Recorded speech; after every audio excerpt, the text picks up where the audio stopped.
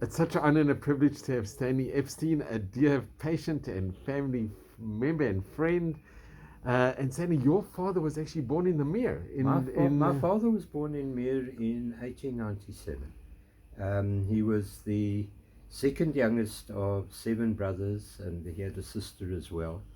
And gradually he was born there, he grew up there. He left Meer, his mother sent him to South Africa to join his brothers in 1914, just before the First World War broke out. Um, he was one morning. She woke him up. She said, "You're going to South Africa to your brothers. Here's a draft for £5. Here's a ticket. This is where you go. You're meeting an agent, and you'll be taken. You'll end up there."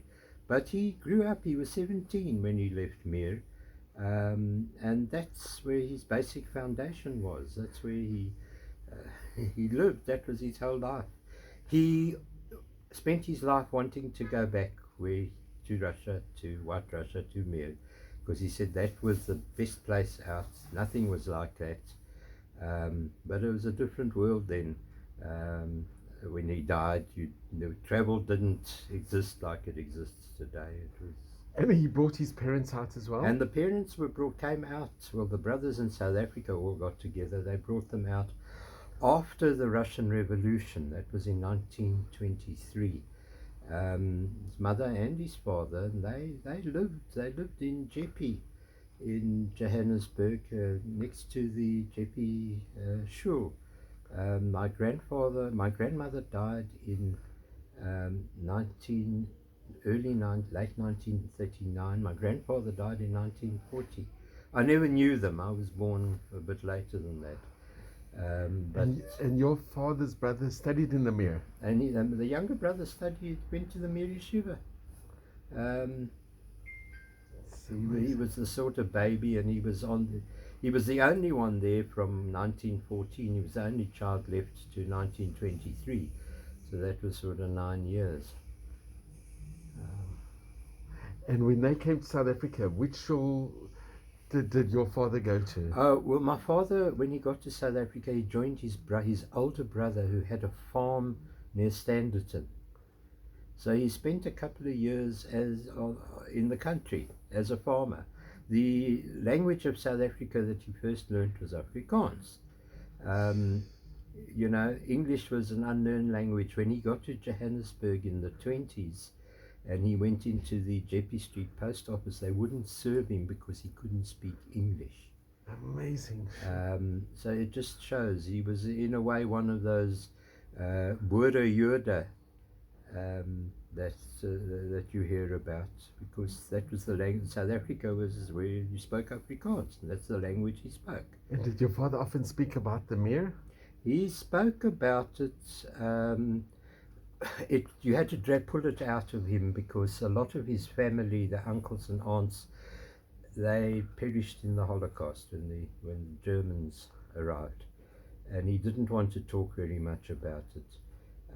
But shortly before he died, I spent quite a lot of time sort of almost interrogating him, asking him,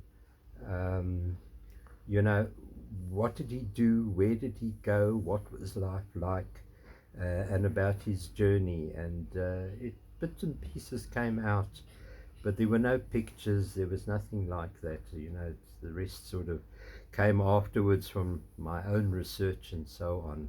And did he have good memories of the Mere? He had really good memories of it. It was a very special community. It was a special community. There was also a lot of danger and a lot of fear. He told about his mother.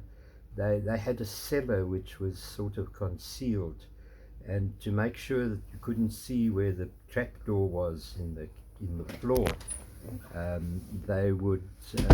mother would throw dirty water on the floor. So there were problems, there were pogroms and that sort of thing, but they managed to keep safe. You can never imagine what they must have gone through. It was just stories, but that was it. And did you ever have a desire to go to the Mere? No. There's so much There's so much Jewish blood that soaks Europe. I've never had it. It's to this very day I've got this feeling that we don't belong there. They didn't want us. They tried to get rid of us. So why? Go back. So, Stanley, I'm just going to thank you. And Stanley, what was your father's name? My father's name. Well, his Hebrew name, he was Aaron ben Shmuel.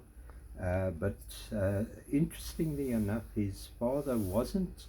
His father changed his name. His father had been, when he had his Brit, was called Yoshua Ansel. But because of the Russian army, the name was changed, so they couldn't find him. And he became Shmuel. I'm Stanley, I was called Shmuel. And Epstein, his surname Epstein or Epstein is the surname that we had. But my grandfather was an only child, which was very strange at the time.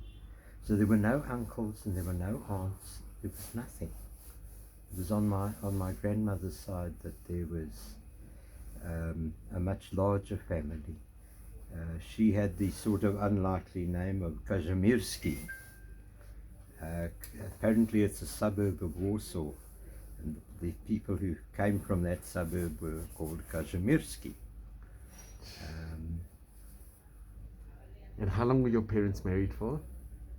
My parents, well, my mother died when I was 16, so she was fairly young. She was in her early 50s. They were married about 60. They were married 21 years. Wow. Which And they had met in South Africa. And they met in South Africa. My mother came from Norway. My mother was born in Oslo. Her parents had fled from Lithuania and ended up in Oslo, where there was a very small Jewish community. The Jewish community in Norway was never more than about 1,000 people. And when did they come to South Africa? After my mother and the remaining family, also the other family had gone to South Africa earlier on, but my mother got to South Africa in 1936. Just in time to get away from what was coming, because the Nazis occupied Norway, and then they rounded up the Jews. They killed basically half the population. They shipped them off to the camps and they died there. So it was something as well. That's another story. And of course my grandparents, my mother's parents, who still are buried in Norway, they came from Lithuania, which again was, you know. It's amazing. And have you ever been to Norway, or would you go? No. Melanie and Andrea have been, and they're going again, please God, next month. And they'll go to the forum. And they'll go to, well, I was in touch with the Jewish Museum in Oslo a few years ago, just before COVID, and I donated a lot of things from my mother's that related to Norway, her passport and so on, and they helped me with quite a lot of research in finding pictures of where she'd stayed and tracing the membership of the one shul that they had in Oslo, and other details of the family she worked for and other relations. Thank you so much, Stanley. I really appreciate it. Thanks, Les.